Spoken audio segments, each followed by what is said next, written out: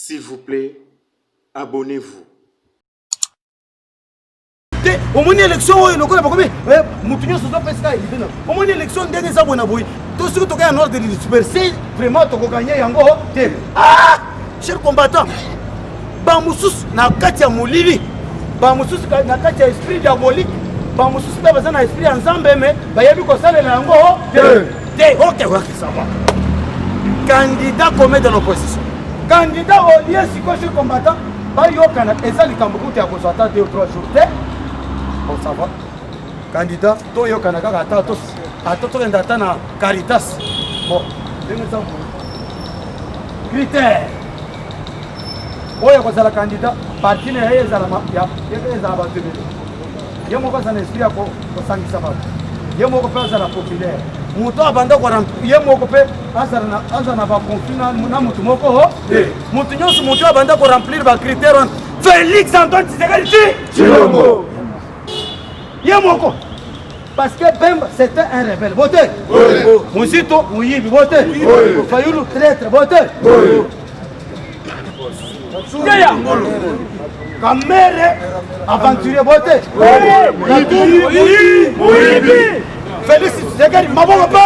Mais pour mon cher combattant, Batouane, mes chers amis, Likambu ya kokamwa, boyaki komona, chers amis, Batouana, Borité, ceux qui te saluent là, donc on est à Genève, sous l'impulsion, il y a quelques impérialistes.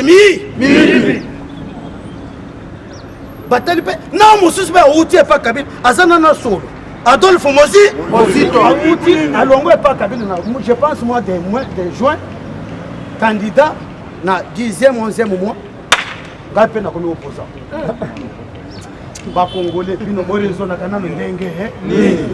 à l'exception, il y a des combattants. Il y a des combattants.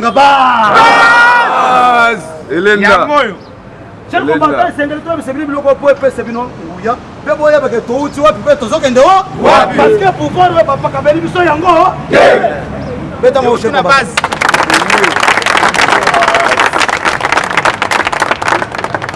Papa. Tala trahison dingue banda. Félix a travaillé dans Tatali. Azana va venir politique. Bino avant beaucoup ma politicien, beaucoup taki na nuzamba. Bote.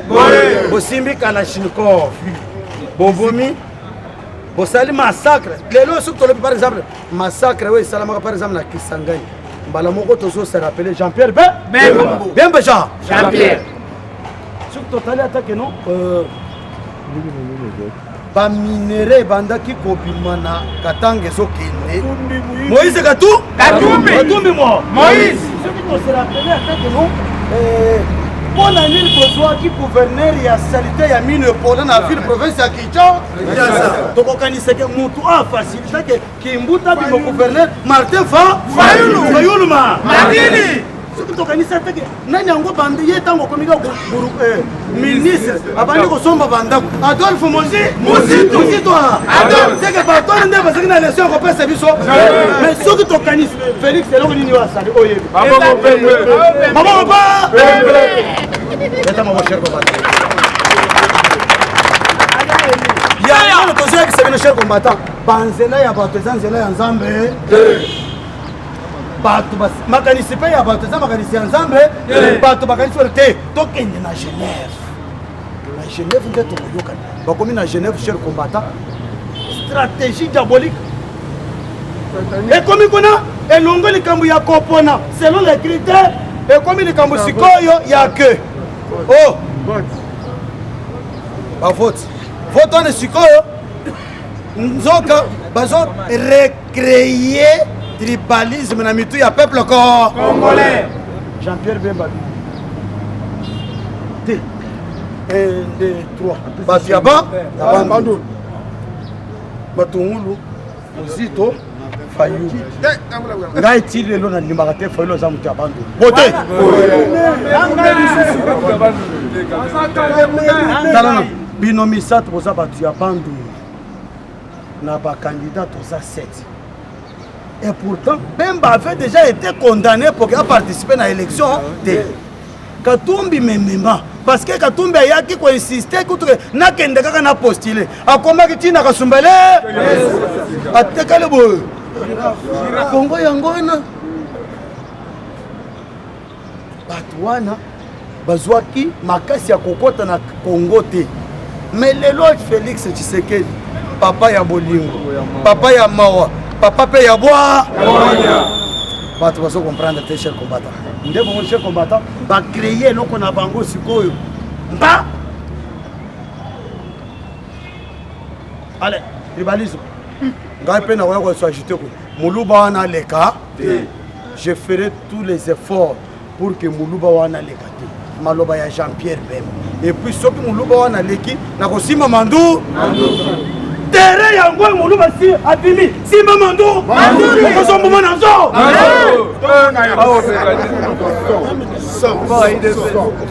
tombolo lo bokanga bas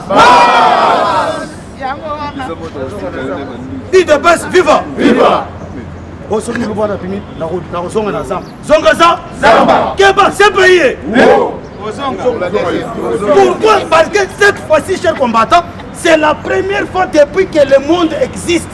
Oh, bon, pays moko et sangisi ba pays au bayo kanakate. Je vous dis, chers combattants, un secret. États-Unis d'Amérique bayo kanaka na Russie. Mais tala siko, Félix akena Russie, bolobi tozoya. Akena États-Unis, bolobi tozo sala nini? Tozoya. Ba toi na nyoso bolobi que non. En tout cas, ata toyoka nakate biso moko. Mais pour la Congo, tokende totombola mboka. Yo songone loko ya bongo. Jamais. Biloko tozoloba, eza lokutate, c'est une vérité palpable. Vérité oyo. Boyaki comment les chers combattants avant d'appeler ça information. Je sais pourquoi on a bandé le coup là. Parce que les appels à Batoussous, oyo sina moya lelo basana raisonnement oyo ya bango. Tosé c'est bien mes chers amis. Batouana, c'est là où il y a eu la création, il y a tribalisme. Il y a que non, Moulouba ko sous pouvoir. Et puis il y a le bandaka depuis kala, pas ne peut pas se connaître na eloko wana. Tina mwana muke azo tambre ke Moulouba ko sous pouvoir hein. Lebo yaki comment les chers combattants, ba banda ko tambre na eloko wana. Moulouba za congolais. Nous avons 4 grandes tribus. À part ba secte ba nine ba ethnie ainsi de suite. Toza na ba Congo, ba Luba, Bangale pe ba soa. Mungala dirija bisote. Dirija. To bine la yoku. Kasavu ba dirija bisote. Dirija. Kabila mutu monena wana. Bubu. Ba dirija bisote. Papa, kana finga kana ngai te, mais ça c'est l'adjectif qualificatif. Toza pe na partir tout moi mitumike. Tout monene. Batiamikuse na Batiamila. C'est un adjectif qualifiant. La fille en a un tout.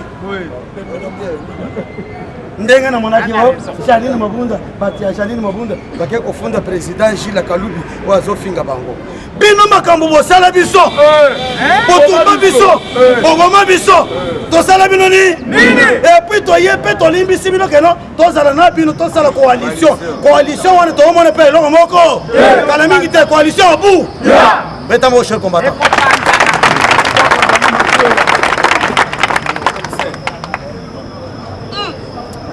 Mes amis, le pays est plutôt le parti politique qui s'appelle l'IDPS a été combattu par plusieurs laboratoires. Et puis tous ces gens-là, Bamiyibi, Moutuna Moutazolo, qui va avoir ses moyens à ben d'être côté naïe. Mais peuple congolais a eu une vérité, il y a pas toi, qui comment les chers combattants. À partir de Genève, Batouana va citer et l'autre va bengi tribalisme. Tribalisme continue à mitou ya ba cher ami. Babandi Sikoni. Pampangi munu. On s'est la réunion au culture, mes chers combattants. Ils sont aux oeufs bata. Bakota ba réunion notamment. Bakota. Komunika bo. Papa. O mona ke zakelo ko moka ya koskama. Bemba yi. Mutuana te. bango nyonso baye coincé de sorte que UDPS azo pouvoir mais pourtant bazobosana na kati na bango wana nyonso eza na tata ya mutu moko te o asala lite lokola papa ya Etienne ya Félix Tshisekedi parce que Etienne Tshisekedi atamboli monde mobile il avait convaincu la communauté internationale mobile a convaincu ba décideurs du monde chers combattants batwana batikala na nyongo ya Etienne Tshisekedi wa ndebo mona chers combattants batwana moyen bakende na gauche à droite ezalaka te bien sûr que quelques groupes il y a ba multinationaux mais ba commissionnaire ba Ibrahimo ba soki sanoko soki na yango ba twana ba pesi mbongo yango na bomana ka cher combattant ngai mimi na landa susu ba radio RFI wana parce que RFI asaka le candidat favori Martin Fayulu asali diplomatie wapi ba musupe ba sama ba parce que tout ça tata bon maman bon école bon notre école s'appelle République démocratique du mais les Camerounais comme chers combattants batouana de mafieux n'ayez pourquoi mes chers amis il faut toi épingler ming place wana pourquoi parce que les gens sont en train d'oublier l'histoire mes chers amis.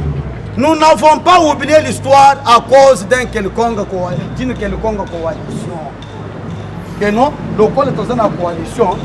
Bisokaka, Tobosa Nakaka Makambo, Subino Sala. Le col est dans la coalition. Ndenga Bombaka Wana, Bisotobosana. Chers combattants, Wane Zandoto Yaba, Ndebo mon cher combattant, Tozana Bino.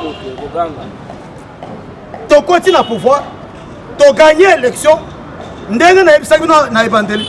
Et pouvoir aussi, et ça cadeau va passer biso, et ça combat automena. Ya bambou les belés. Parce que bah tout sous babandi karabo babandi diplomatie à quelques jours à la veille à élection. Parce que Fayulu même avant élection banda kolo. Ayambaka pe biso. Alors baka na biso. Ah Neville. Candidat nangai aux élections sera Félix Antoine Tshisekedi. Et mes chers amis, total kaka boye.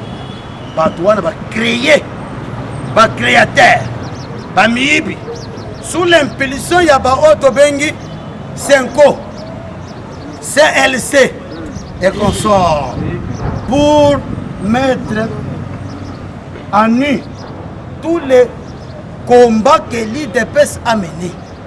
Ndebo banda comment les chers combattants na yebisa kabino bomba mes chers amis retenez ceci. Et là, nous sommes à Salaka, Zamba Futaka.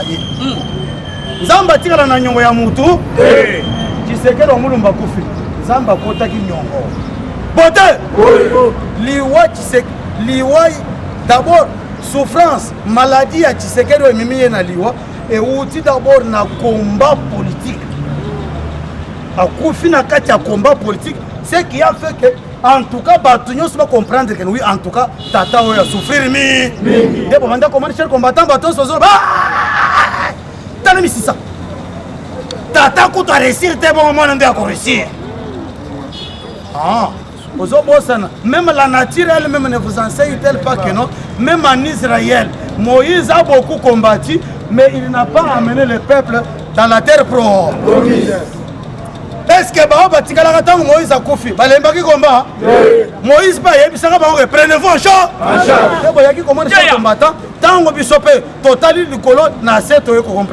En tout cas, le combat est causé la finalité.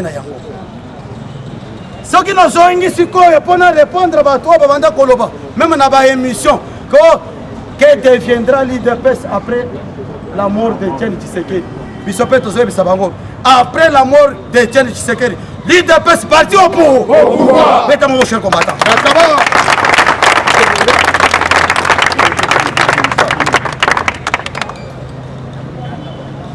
C'est ainsi que, chers combattants,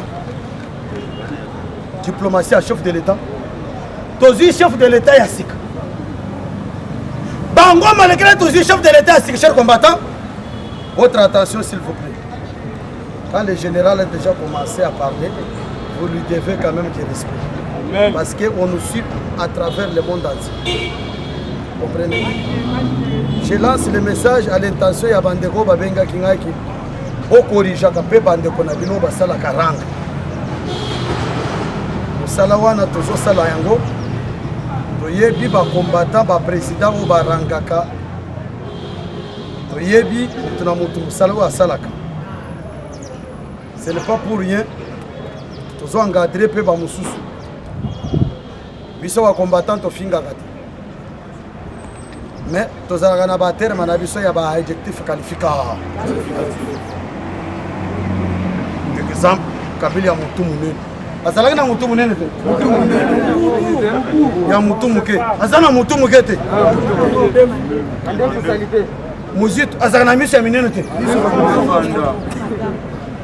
fayulu afandaka bote ondie babaka ye makasi ya toma eske nakosi betama ocher kombata yo tango babanda makasi ya tomate ofandaka boye Martin Fayulu ma yebo mon cher combattant toza na bino bomba bakanisaki ke pouvoir oyo bakabe même ceux qui étaient tout autour de Félix Antoine Tshisekedi Tshilombo ils ont cru que le pouvoir nous a été donné ndebo banda comment mes chers amis ça va mon frère oh elingi ya pamba bona eloko ane kotaki na mitu ya bato même ceux qui étaient dans le cabinet du chef de l'État. Chers combattants, il doit se vivre. Même justice est tombée. Et ça, à cause, il y a des combattants qui pourquoi? Parce que tant que lancement officiel de travaux à 100 jours de Salamaka depuis l'année passée. 10 janvier. Tout le monde a vu ce logo. Molimo ya Tshisekedi est suscité par le président du parlement de Bougnon.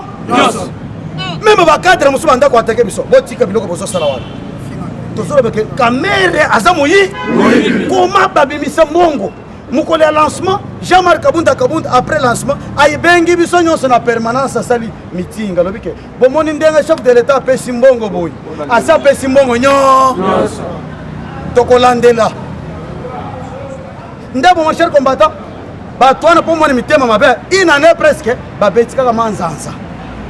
Comment bato bani ko finga biso nde molimo saisir biso tolobi que non oh trop c'est de mon cher combattant tango to telemi chef de l'état paye ko telema yangwana position ngeza bato même o baza tout autour du chef de l'état ba edakaye chef de l'état za yemo na kosi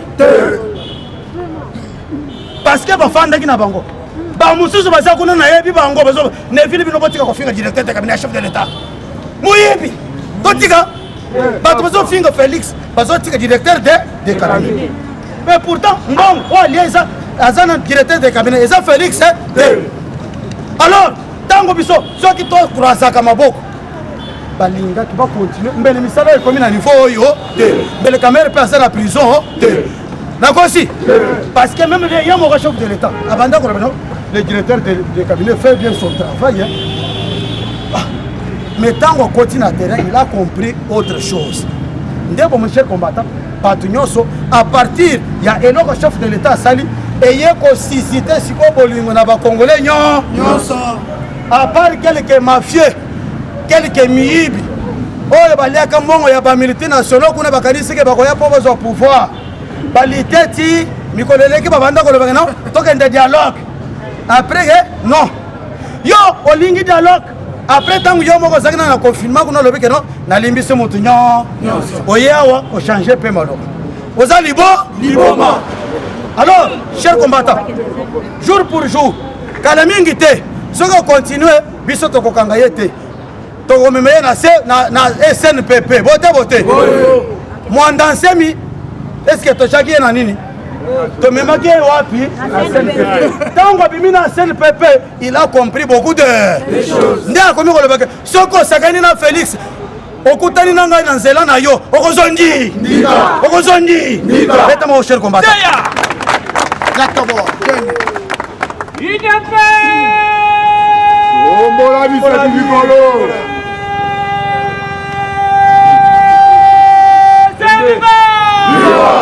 Parlement debout, ACP, la majorité populaire, viva!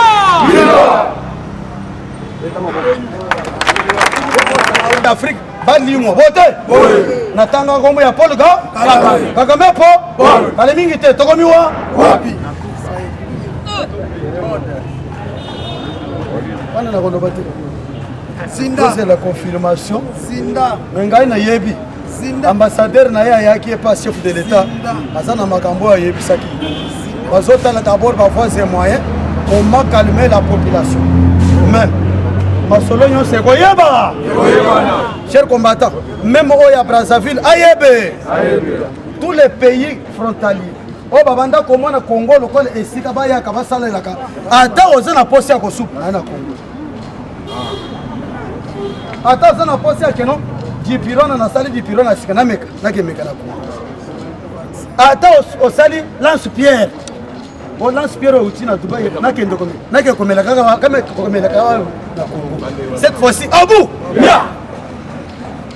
bon mon cher combattant les États-Unis d'Amérique tous les pays y compris même la Chine vous avez vu comment la Chine a joué qui va officier Nabiso à peu près 90 quelques 92 attangi si bango une année mobile après une année presque 9 personnes va distinguer batouana nyonso bazozonga na mabele ba mususpect bazokende chers combattants formation poto yeba ndenge nini ya kobatela pouvoir ndenge mwana mboka Jean-Marc Kabunda lobakia pouvoir to kobatela ngo timu kolesa kosala nini akoya wana za maloba ya parti politique yo koloba te kalobi bongo pona nini te parce que objectif ya parti politique nyonso eza ko conserver pouvoir le plus longtemps possible ya biso siko to projeter to lobi ke timu kolesa kosala nini akoya yes ka lobi ke il vient bien il vient bien bientôt on est-il ndabo moni ba mususu ba sa tout autour ya Kabila ba yeko to ba bani ko ngai na moni élection pour ça 1000 fois moins en 2030